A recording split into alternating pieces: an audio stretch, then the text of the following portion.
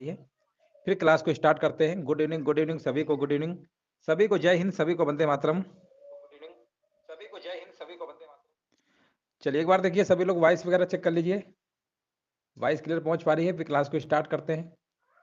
यहाँ पर देखिए क्वेश्चन नंबर, पहला नंबर आपसे यहाँ पर पूछा गया है डियोगोंग नामक समुद्री जीव जो कि विलोपन के कगार पर है, निम्नलिखित में से है।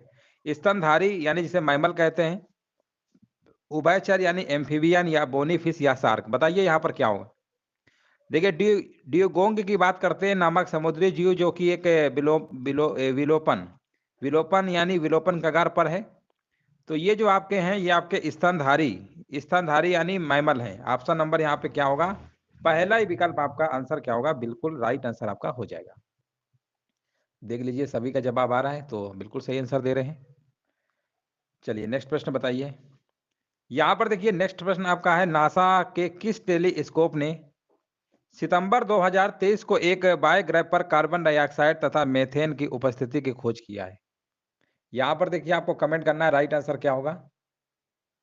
और यहाँ पर देखिए सेकंड नंबर का जवाब यहाँ पे आपका हो जाएगा जेम्स वेब स्पेस टेलीस्कोप।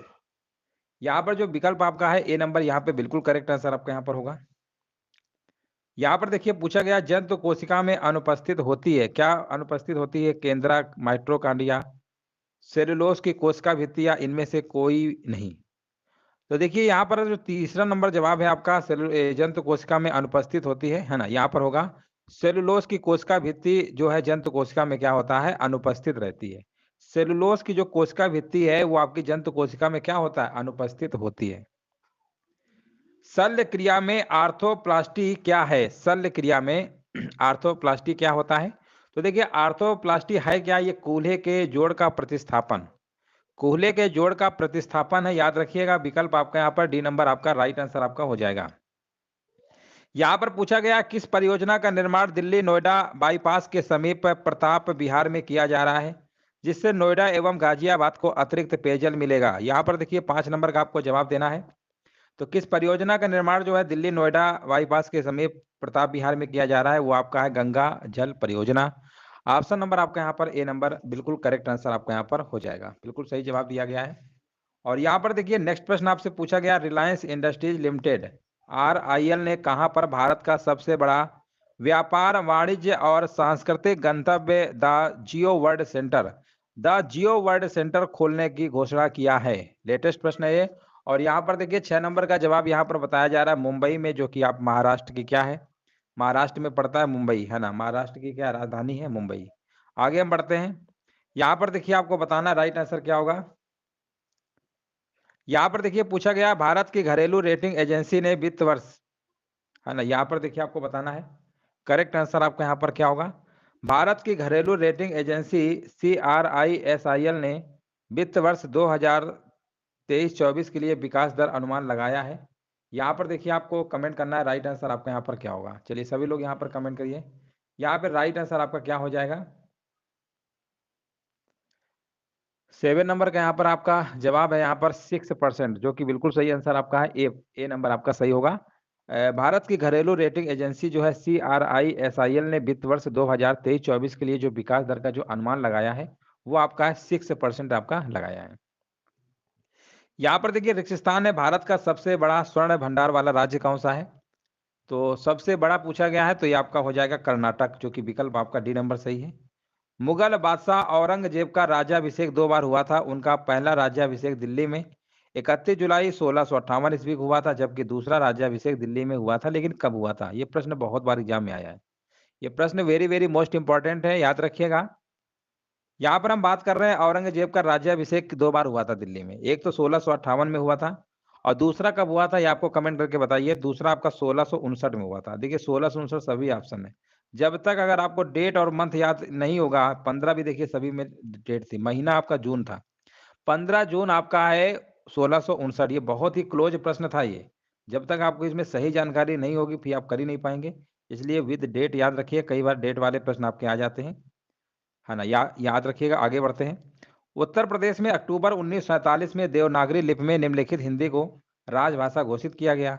प्रदेश के सभी कार्यालयों में राजभाषा हिंदी को अनिवार्य कर दिया गया, कब कर दिया गया था। ये आपको बताना राइट आंसर क्या होगा। 26 जनवरी 1968 से प्रदेश के सभी कार्यालयों में राजभाषा हिंदी को अनिवार्य कर दिया गया, जो कि बिल्कुल सही है। ऑप्शन नंबर यहाँ पे बी नंबर बिल्कुल करेक्ट आंसर आपका यहाँ पर हो जाएगा, जो कि बिल्कुल सही जवाब दिया गया है। नेक्स्ट प्रश्न बताइए। यहाँ पर देखिए आपको बताना फिनिक्स महात्मा गांधी द्वारा स्थापित प्रथम आश्रम था। हाँ, नमस्ते नमस्ते सभी को नमस्ते। चलिए यहाँ पर बताइए, फिनिक्स महात्मा गांधी द्वारा स्थापित प्रथम आश्रम था। इस आश्रम की स्थापना निम्नलिखित में से कहां पर की गई थी? है ना, जितने भी लोग लाइव हैं सभी लोग कमेंट करिए, आंसर दीजिए, क्योंकि बहुत ही अच्छा ये मॉडल पेपर आपका हम करा रहे हैं यहाँ पर। तो यहाँ पर देखिए, फिनिक्स महात्मा गांधी द्वारा स्थापित प्रथम आश्रम था, ठीक है। इस आश्रम की जो स्थापना है कहाँ पर की गई थी? तो इसकी स्थापना आपकी की गई थी डरबन। डरबन कहाँ है? दक्षिण अफ्रीका में किया गया था। ऑप्शन नंबर यहाँ पे आपका, यहाँ पर राइट आंसर आपका सी नंबर वाला हो जाएगा। आगे बढ़ते हैं। किस रूसी पत्रकार के बच्चों की मदद के लिए अपना नोबेल शांति पुरस्कार 23 जून 2022 को बेच दिया? है ना, नोबेल शांति पुरस्कार बच्चों की मदद के लिए रूसी पत्रकार थे भैया, इन्होंने बेच दिया। 12 नंबर का जवाब यहाँ पर क्या होगा? और यहाँ पर आपका आंसर हो जाएगा दिमित्री मुराटोव। ऑप्शन नंबर यहाँ पे बिल्कुल करेक्ट आंसर ऑप्शन हो जाएगा। सर पीडीएफ कहाँ मिलेगी? देखिए पीडीएफ के लिए हम आपका ऐसा करेंगे, पीडीएफ के लिए एप्लीकेशन पे प्रोवाइड करा देंगे, है ना। मनोज स्टडी सेंटर एप्लीकेशन है, उसमें आप नोट्स वाले सेक्शन में जाइएगा, सारी पीडीएफ हम आपको एक ही जगह डाल देंगे। अब ऐसे कहाँ कहाँ भेजेंगे तो आप भी परेशान होंगे, है ना, तो उनको हम एक ही जगह कलेक्शन कर देंगे, है ना। तो प्ले स्टोर से एप्लीकेशन डाउनलोड कर लीजिएगा, मनोज स्टडी सेंटर, वहीं पे हम सेकंड ऑप्शन आएगा आपका नोट्स का, नोट्स वाले सेक्शन में सारी पीडीएफ हम आपको प्रोवाइड करा देंगे। चलिए आगे बढ़ते हैं, है ना। आज या कल में पीडीएफ वहाँ पे अपलोड कर देंगे, एप्लीकेशन डाउनलोड कर लीजिएगा, वहीं पे सारी पीडीएफ मिल जाएंगी।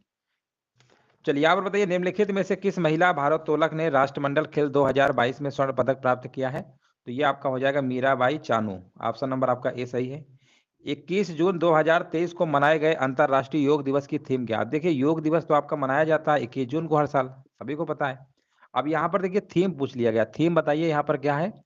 तो यहाँ पर जो थीम है आपकी है ना, वसुधैव कुटुंबकम है, याद रखिएगा, वसुधैव कुटुंबकम है। ऑप्शन नंबर यहाँ पे आपका बी नंबर बिल्कुल करेक्ट आंसर आपका यहाँ पर हो जाएगा। नेक्स्ट प्रश्न बताइए। यहाँ पर देखिए आपको बताना है, एमनेस्टी इंटरनेशनल विश्व के प्रमुख गैर सरकारी संगठनों में से एक है, इसका मुख्यालय कहाँ पर है? इसका मुख्यालय कहाँ पर है आपको बताना है, एमनेस्टी इंटरनेशनल। इसका मुख्यालय आपका लंदन में, यूनाइटेड किंगडम में पड़ता है आपका ये लंदन। आंसर क्या होगा? आपको लंदन वाला आपको लगा देना है, जो कि बिल्कुल करेक्ट आंसर आपका यहाँ पर हो जाएगा। आगे बढ़ते हैं। यहाँ पर देखिए आपको बताना है, स्लोवेनिया दक्षिण मध्य यूरोप में तटीय अल्पाइन देश है। इसकी राजधानी आपको बताना है, स्लोवेनिया दक्षिण मध्य यूरोप में तटीय अल्पाइन देश है। इसकी राजधानी बताइए, 16 नंबर का क्या होगा? तो स्लोवेनिया दक्षिण मध्य यूरोप की में जो आपकी है ना अल्पाइन देश है, इसकी राजधानी आपकी क्या है?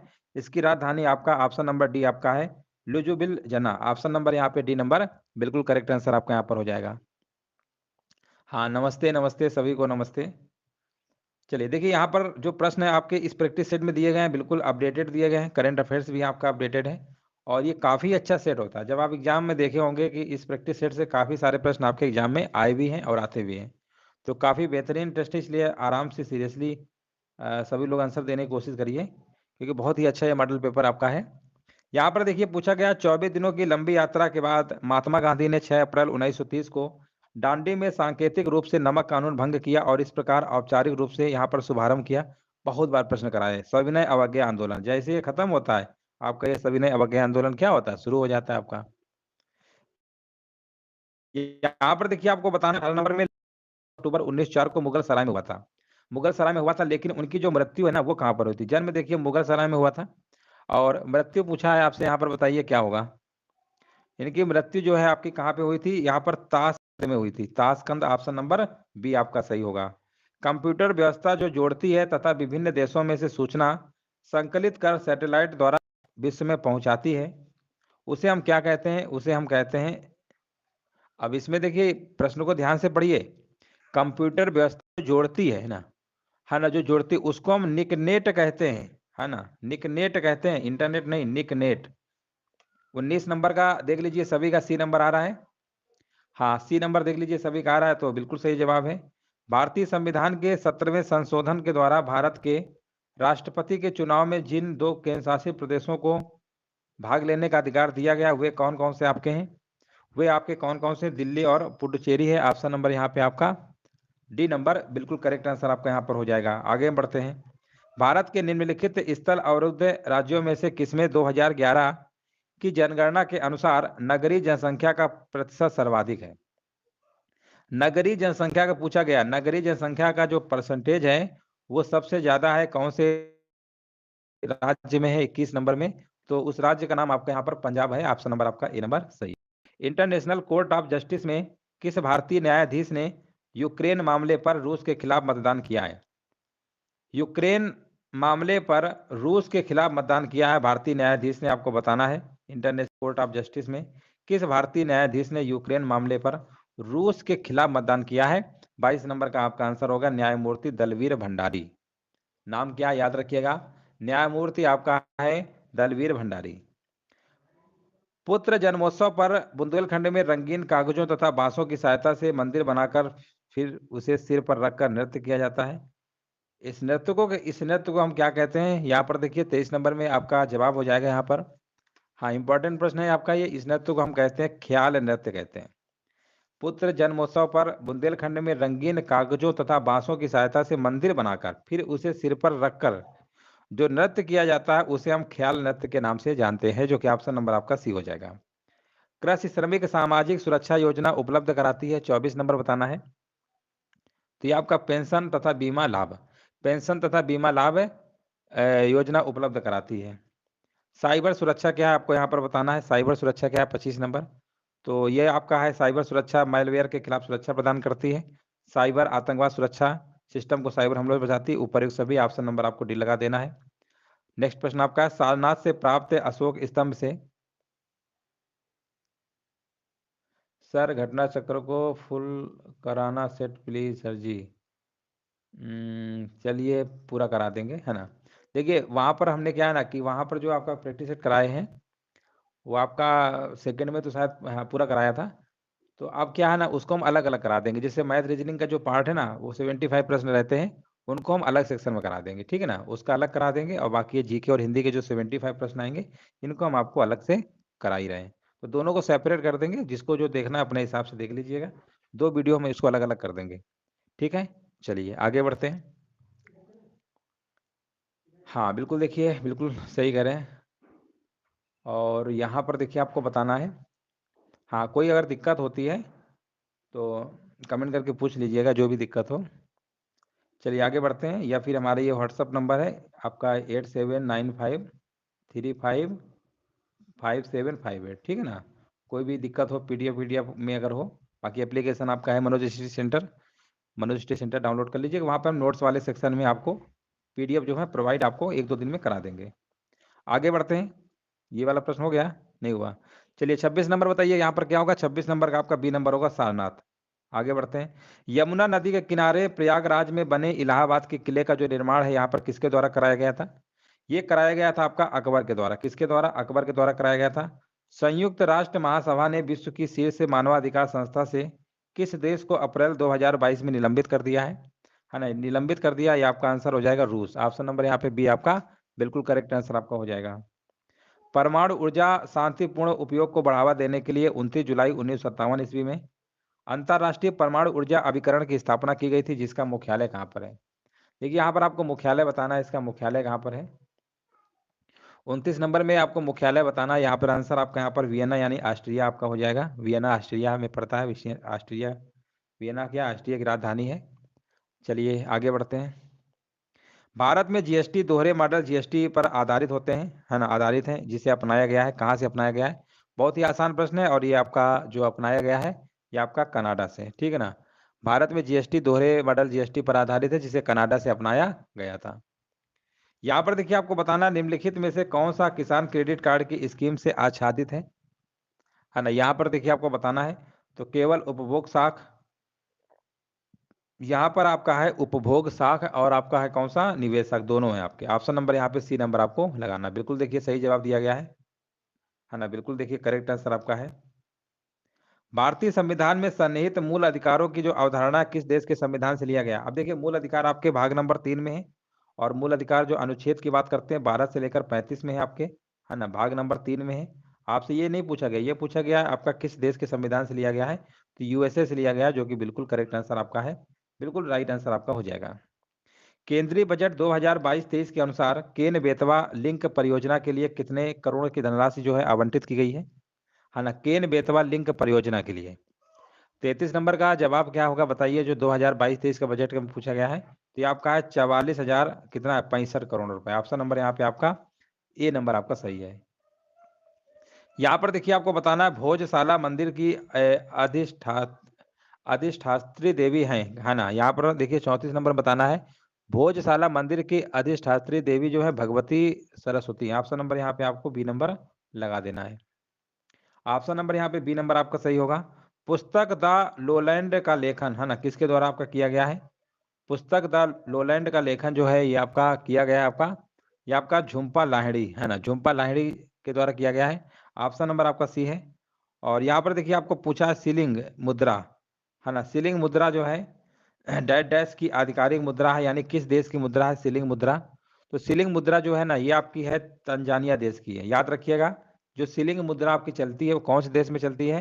वो आपकी तंजानिया देश की मुद्रा है आपकी, याद रखिएगा। हेलसिंकी जो है किस देश की राजधानी बहुत बार कराया है? फिनलैंड। फिनलैंड की राजधानी क्या है आपकी? हेल नहीं नहीं एक सेकेंड, फिनलैंड की राजधानी तो है, सही तो है। हजारों झीलों का देश हम फिनलैंड को ही कहते हैं, और इसी की राजधानी आपकी हेलसिंकी है। 38 नंबर बताइए यहाँ पर क्या होगा? केंद्रीय वन एवं पर्यावरण मंत्रालय ने केंद्रीय चिड़ियाघर प्राधिकरण की बैठक में गोरखपुर में निर्माणाधीन प्राणी उद्यान को मान्यता हाल ही में प्रदान किया है, इसका नाम आपको बताना क्या है? हाँ, देखिए बिल्कुल सही बात है, बिल्कुल सही आंसर दिया गया है फिनलैंड, जो कि बिल्कुल सही आंसर दिया गया है। हाँ ना, हेलसिंकी किसकी राजधानी और हजारों झीलों का देश भी हम फिनलैंड को ही कहते हैं। फिनलैंड आप जानते हैं, जो नोकिया मोबाइल पहले आपका कीपैड चलता था ना, नोकिया का फ़ोन, वो आपका फिनलैंड देश का ही था। 38 नंबर के यहाँ पर जवाब क्या होगा? शहीद अशफाक उल्लाह खान प्राणी उद्यान। ऑप्शन नंबर बी आपका सही होगा। चलिए यहाँ पर देखिए हिंदी के प्रश्न आपके स्टार्ट हो चुके हैं। यहाँ से 114 नंबर से आपके हिंदी के प्रश्न स्टार्ट है, आपको कमेंट करना है। यहाँ पे राइट आंसर क्या होगा पूछा गया है आपसे। यहाँ पर किस विकल्प में ला प्रत्यय युक्त शब्द है ना? ला प्रत्यय युक्त आपको शब्द यहाँ पर बताना है। तो यहाँ पर देखिए लिखा है ना नवल, नवल में आपका क्या नव और ला प्रत्यय हो गया, नव मूल शब्द हो गया। आंसर आपका यहाँ पर क्या होगा? प्रत्यय, यानी शब्दांश के जो अंत में जुड़ते हैं ना, जो शब्द शब्दांश के अंत में जुड़ते हैं उन्हें हम प्रत्यय कहते हैं, जो पहले जुड़ते हैं उन्हें हम उपसर्ग कहते हैं। किस शब्द में बताइए ला उपसर्ग नहीं है ना? किसमें ला उपसर्ग आपका नहीं लगा है? तो लाचार, ला इसमें तो है ना, और लावारिस, ला इसमें मूल शब्द हो गया। लापता, पता भी हो गया, लसा कोई मूल शब्द होता ही नहीं, ये वाला नहीं होगा। ऑप्शन नंबर बी होगा। 115 नंबर का बी होगा। देखिए मूल शब्द भी होना चाहिए और शब्दांश के पहले आता है। तो यहाँ पर वारिस, लाचार, पता ये तो है, लेकिन लसा कोई मूल शब्द होता नहीं, इसलिए ये वाला नहीं होगा। बाकी सब में ला आपका उपसर्ग लगा हुआ है। किनारे लगना इस मुहावरे का क्या मतलब होता है? किनारे लगना इस मुहावरे का मतलब आपको बताना है। इसका मतलब होता है किसी कार्य का समाप्त होना। यहाँ पर देखिए नेक्स्ट प्रश्न आपसे पूछा गया, काटो तो खून नहीं, इस लोकोक्ति का क्या मतलब होता है? काटो तो खून नहीं, इसका मतलब यही होता है कि भय के कारण जो है आपका स्तब्ध हो जाना। भय के कारण स्तब्ध हो जाना। ऑप्शन नंबर यहाँ पे आपका सी नंबर सही होगा। किस विकल्प में आपको बताना है शुद्ध वाक्य यहाँ पर है? विकल्प में देखिए शुद्ध वाक्य आपको बताना है, चाहे जैसे हो तुम वहां जाओ, मुझसे ये काम संभव नहीं हो सकता। गलत है। 118 नंबर का यहाँ पर जो आपका है ना, चाहे जैसे हो तुम वहां जाओ, यही वाला क्या है आपका? बिल्कुल करेक्ट आंसर आपका यहाँ पर हो जाएगा। यहाँ पर सी नंबर वाला ऑप्शन आपका होगा। यहाँ पर देखिए 119 नंबर में बताना है आपको निम्नलिखित में से कौन सा शब्द आपका बहुब्रीहि समास का उदाहरण है। अब देखिए बहुब्रीहि समास का उदाहरण पूछा गया है, तो आप यहाँ पर कह सकते हैं दशानन। दशानन का मतलब क्या है? इसका समास विग्रह करेंगे। दस है आनन, जिसके अर्थात रावण की बात हो रही है, और यहाँ पर रावण की जब बात हो रही है, यहाँ पर त्रिभुज है, नवरात्र है, त्रिलोक है। ये कहीं ना कहीं द्विगु समास की तरफ इशारा कर रहे हैं, क्योंकि पहला शब्द यहाँ पे संख्यावाचक है। और बहुब्रीहि समास में कोई भी पद प्रधान नहीं होता, इसमें तीसरा पद प्रधान होता है, जैसा कि आप देख रहे हैं दशानन लिखा है, लेकिन इसका मतलब आपका रावण के लिए कहा जा रहा है, इसलिए आंसर आपका बी होगा। जेते तुम तारे तेते न में ना तारे, इस काव्य पंक्ति में दिए गए विकल्पों में से सही अलंकार का आपको चयन करना है। सही अलंकार यहाँ पे आपका हो जाएगा 120 नंबर का सी नंबर। जेते तुम तारे तेते 90 न तारे, है ना? ऑप्शन नंबर यहाँ पे यमक अलंकार है, जहाँ पर एक ही शब्द 2 बार आए और उसके अर्थ अलग-अलग होते हैं, वहाँ पे आपका यमक अलंकार होता है। चलिए 121 नंबर बताइए यहाँ पर क्या होगा? पूछा गया है यहाँ पर वर्दंत की पंगति कुंदकली अधराधर पल्लव लोचन की, चपला चमके घन बीच जगह छवि मोहित मोतिन माल अमोलन की, घुंघरारी लटे लटके मुख ऊपर कुंडल लाल कपोलन की, न्योछावर प्राण करे तुलसी बलि जाऊं लला इन बोलन की। इस पदांत में कौन सा रस आपका है? चलिए यहाँ पर देखिए, यहाँ पर क्या है आपका, इसमें राम के बाल स्वरूप का वर्णन किया गया है और यहाँ पर वात्सल रस का जो स्थायी भाव क्या होता है आपका, वात्सल्य रस होगा। ऑप्शन नंबर पहला ही है। छंद से संबंधित गणों की सही संख्या कितनी है ना? गणों की संख्या देखिए आपको बताना है, बहुत बार बता चुके हैं। गण जो है आपके यगड़ मगड़ तगड़ रगड़ जगड़ भगड़ नगड़ सगड़, टोटल कितने होते हैं? टोटल आपके 8 होते हैं, है ना? इसका भी बताया था जब हमने ये पढ़ाया था छंद वाला टॉपिक, तो उसमें बहुत अच्छे से बताया था, 8 होते हैं आपके। किस वाक्य में कर्मवाच्य का प्रयोग आपका नहीं हुआ है? कर्मवाच्य, कर्तवाच्य और आपका कौन-सा होता है? भाववाच्य होता है। कर्मवाच्य जिसमें मतलब कर्मवाच्य नहीं होना चाहिए, कर्म नहीं होना चाहिए। कर्तवाच्य में कर्ता की प्रधानता होती है, कर्मवाच्य में कर्म की होती है। तो बोला गया किसमें प्रयोग आपका नहीं किया गया? तो आप कहेंगे वह बहुत देर से पढ़ रहा था, है ना? वह बहुत देर से पढ़ रहा था, इस वाक्य में जो है कर्मवाच्य का प्रयोग आपको नहीं हुआ है, ठीक है ना? बाकी सब जगह है। मैं वहाँ होकर आया हूँ, इस वाक्य में अव्यय शब्द कौन-सा है? मैं वहाँ होकर आया हूँ, है ना? यहाँ पर जो वहाँ लगा है ना, यही आपका अव्यय हो जाएगा। अव्यय पूछा है तो वहाँ वाला आपको ऑप्शन बी नंबर आपको लगा देना है। चलिए आगे बढ़ते हैं। जहाँ वाक्य की गति अंतिम रूप ले ले, विचार के तार टूट जाए, वहाँ किस चिन्ह का प्रयोग किया जाता है? वहाँ पर जो चिन्ह आपका होता है ना, वहाँ पर आपका होता है पूर्ण विराम का। बहुत बार पूछा गया पूर्ण विराम ऐसे साइन लगाते हैं ना, तो पूर्ण विराम आपका योजक चिन्ह इस तरीके से आपका होता है। अल्प विराम जानते हैं, सिर्फ कामा लगा दीजिए, है ना? अल्प विराम। उद्धरण चिन्ह इस तरीके से होता है, ये डबल ऐसे लगा दो, है ना? ये उद्धरण चिन्ह है। ये गहरा उद्धरण है, ये दोहरा उद्धरण है। हिंदी वर्णमाला में उसमें व्यंजन आपके कौन-कौन से होते हैं? तीनों सा और एक हा। ये टोटल आपके होते हैं, ठीक है ना? ये चा वर्ग के, ये टा वर्ग है, ता वर्ग के। चलिए आगे बढ़ते हैं। हिंदी शब्दकोश में छा का क्रम किस वर्ण के पहले आता है? बहुत बार कराया है। छा का जो क्रम है किसके पहले आता है? बताइए। छा 127 नंबर देखिए, आपको बताना आंसर क्या होगा। इसका आता है खा वर्ण के पहले आता है, ठीक है ना? छा जो है खा वर्ण के क्या आता है? पहले आता है। हिंदी में बताइए मैं का बहुवचन क्या होगा? हिंदी में मैं का बहुवचन क्या होगा? 128 नंबर। मैं का बहुवचन आपका हो जाएगा हम। ऑप्शन नंबर आपका ए नंबर सही है। जातिवाचक यहाँ पर बताइए संज्ञा शब्द है आपका, कौन सा है? जातिवाचक वकील, ऑप्शन नंबर डी बिल्कुल सही है। कवि का स्त्रीलिंग यहाँ पर रूप क्या होगा? बताइए। कवि का स्त्रीलिंग रूप यहाँ पे क्या होगा? 130 नंबर। 130 नंबर में कवि का स्त्रीलिंग रूप आपका यहाँ पर कवियत्री होता है ना? कवियत्री इस तरीके से लिखा जाता है। वर्तनी की दृष्टि से भी देखेंगे ना, तो ऑप्शन नंबर डी बिल्कुल करेक्ट लिखा हुआ है। अधिकरण कारक के जो चिन्ह है वो आपको बताना कौन से हैं? अधिकरण कारक के जो चिन्ह आपके हैं ना, 131 नंबर, ये आपके में और पर, है ना? ऑप्शन नंबर यहाँ पर डी नंबर होगा। अधिकरण में और पर। चलिए यहाँ पर बताइए सकर्मक क्रिया कौन सी है? सकर्मक, अकर्मक, है ना? सकर्मक में क्या होता है? जिसमें कर्म होता है, कर्म वाली क्रिया, है ना? जिसमें कर्म के साथ यूज की जाती हो। 132 नंबर क्या होगा बताइए। देखिए वैसे भी लिखना आप जानते ही हैं, लिखना क्या है? लिखना आपकी क्या है? सकर्मक क्रिया होती है ना? वह पत्र लिखता है, क्या लिख रहा है? पत्र लिख रहा है। कर्म भी है और लिखना हमारा। सोना चलना ये सब आपकी सकर्मक क्रिया नहीं है। ऑप्शन नंबर केवल डी आपका है। ऑप्शन नंबर डी आपका सही होगा। नीचे दिए गए किस वाक्य में आपको बताना है विशेषण का प्रयोग हुआ है ना? किस वाक्य में विशेषण का प्रयोग हुआ है? 133 नंबर बताइए। तो लिखा राम ने रोटी खाकर और रोटी मांगी, है ना? और रोटी मांगी, इसी में विशेषण का प्रयोग आपका हुआ है। उसने पत्र लिखा, रेखांकित शब्द का सर्वनाम भेद बताइए। उसने पत्र लिखा, तो ये आपका होगा पुरुषवाचक, आपका होगा सर्वनाम में, है ना? ये आपका क्या पुरुषवाचक सर्वनाम होगा? हाँ, देखिए जिस सर्वनाम से बोलने वाले, सुनने वाले या जिसके बारे में कहा जाता है, मान लीजिए कोई वक्ता है, कोई सुनने वाला है, श्रोता है, या किसी तीसरे के बारे में कहा जाता है, वहाँ पे पुरुषवाचक सर्वनाम होता है। इसमें आपको जो शब्द आते हैं मैं, मैंने, तुम, तुमने, वह, उसने, ये सब आपको देखने को मिलते हैं। किस विकल्प में आपको बताना है शब्द युग्म का अर्थ जो है आपका भेद आपका सही दिया गया है ना? किसमें सही दिया गया है? तो आपका यहाँ पर जो दिया गया है, ये आपका ऑप्शन नंबर डी को ध्यान से देखेंगे। यहाँ पर रिस है और रीस है। इस रिस का मतलब रोष होता है, इस रीस का मतलब ईर्ष्या होता है, जो कि यहाँ पे बिल्कुल करेक्ट आंसर आपका यहाँ पर हो जाएगा। आगे हम बढ़ते हैं। यहाँ पर देखिए आपको बताना है तथापि शब्द का संधि विच्छेद यहाँ पर क्या होगा? तथापि का संधि विच्छेद बताइए। तो तथा प्लस अपि होता है, इसका क्या होगा? तथा प्लस अपि। तथा प्लस अपि कहाँ लिखा हुआ है? ऑप्शन नंबर यहाँ पे सी है ना? ये आपका क्या होगा? तथापि। ये दीर्घ स्वर संधि है। कौन संधि है आपकी? दीर्घ स्वर संधि है, याद रखिएगा। ये आपकी दीर्घ स्वर संधि है, याद रखिएगा, दीर्घ स्वर संधि आपकी है। सभा का पर्यायवाची बताइए, इनमें से आपका कौन सा नहीं है? सभा का पर्यायवाची इनमें से आपका कौन सा नहीं है? तो सभा का परिषद ये सब आपके होते हैं, है ना? सम्मिलित आपका यहाँ पर नहीं होगा।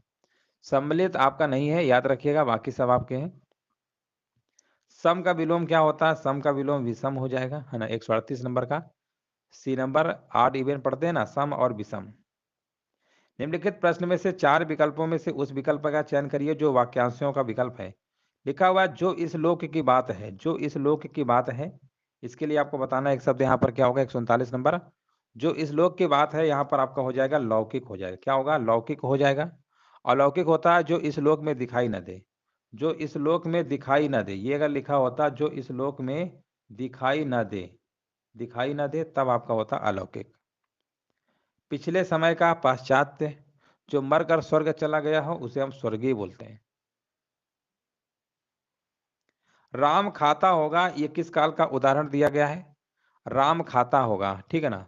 तो ये आपका है कैसा? खाता होगा, अभी कंफर्मेशन ही नहीं है ना? तो ये आपका संदिग्ध वर्तमान में हो जाएगा। संदिग्ध वर्तमान यहाँ पे क्या होगा? बिल्कुल करेक्ट आंसर आपका यहाँ पर हो जाएगा। अब यहाँ पर देखिए 146 नंबर प्रश्न है, इसके पहले गद्यांश थे उनको हमने स्किप कर दिया है ना? यहाँ से देखिए 46 नंबर आपका आ गया है। बताइए, लिखा हुआ है यहाँ पर चुका भी नहीं हूं मैं, है ना? चुका भी नहीं हूं मैं, वाक्य पर शमशेर को, है ना? वाक्य पर शमशेर को कौन सा पुरस्कार प्रदान किया गया था? वाक्य में शमशेर को कौन सा पुरस्कार प्रदान किया गया था? आपको कमेंट करना है। 146 नंबर, चुका भी नहीं हूं मैं, है ना? ये आपका प्रदान किया गया था साहित्य अकादमी पुरस्कार। कब प्रदान किया गया था? 1977 में। 1970 में प्रदान किया गया था, याद रखिएगा। ऑप्शन नंबर यहाँ पे आपका ए नंबर बिल्कुल सही है। मधुशाला का लेखक कौन है? देखिए प्रश्न हमने बहुत बार कराया है ना? बताइए मधुशाला के लेखक कौन है? सभी लोग यहाँ पे कमेंट करिए। 147 नंबर का जवाब यहाँ पर क्या होगा? मधुशाला के लेखक कौन है ना? आसान प्रश्न है। 147 का आंसर बताइए क्या होगा? हरिवंश राय बच्चन है आपकी। ये बच्चन लिखा है ना, इनका पूरा नाम क्या है? हरिवंश राय बच्चन है, याद रखिएगा। हरिवंश राय बच्चन, पूरा नाम आपका है हरिवंश राय बच्चन। तो यहाँ पर बच्चन लिखा था तो हरिवंश राय बच्चन आपको समझ जाना है। हाँ बिल्कुल, देखिए सही आंसर दिया गया है। शेखर यहाँ पर एक जीवनी उपन्यास के लेखक कौन है? शेखर एक जीवनी उपन्यास के जो लेखक हैं उनका आपको नाम बताना है। उसके लेखक हैं आपके यहाँ पर अज्ञे जी हैं। ऑप्शन नंबर यहाँ पे बी नंबर लगा दीजिए, है ना? यहाँ पर देखिए नेक्स्ट प्रश्न आपका है, पोखर का तत्सम रूप यहाँ पर क्या होता है? बताइए, पोखर का तत्सम रूप क्या होता है? पुष्कर होता है। पहला ही पॉइंट आपका सही है, बहुत बार पेपर में आया ही है। पोखर का तत्सम रूप क्या होता है? आपका पुष्कर होता है। अब यहाँ पर सही वर्तनी वाला शब्द आपको बताना है। तो देखिए यहाँ पर अवनति गलत है, मातृभूमि सही वाला बताना है। अच्छा, सही श्रृंगार लिखा है। देखो हमने बताया श्रृंगार जो होता है इस तरीके से आपका लिखा जाता है ना? श्रृंगार, ये क्या? ये शुद्ध वर्तनी आपका हो गया। और बोला गया था शुद्ध वर्तनी वाला बताइए, तो शुद्ध वर्तनी वाला ऑप्शन नंबर यहाँ पे क्या होगा? बी नंबर आपका करेक्ट आंसर आपका यहाँ पर हो जाएगा। देख लीजिए सभी का आ रहा है। तो चलिए सभी को वंदे मातरम।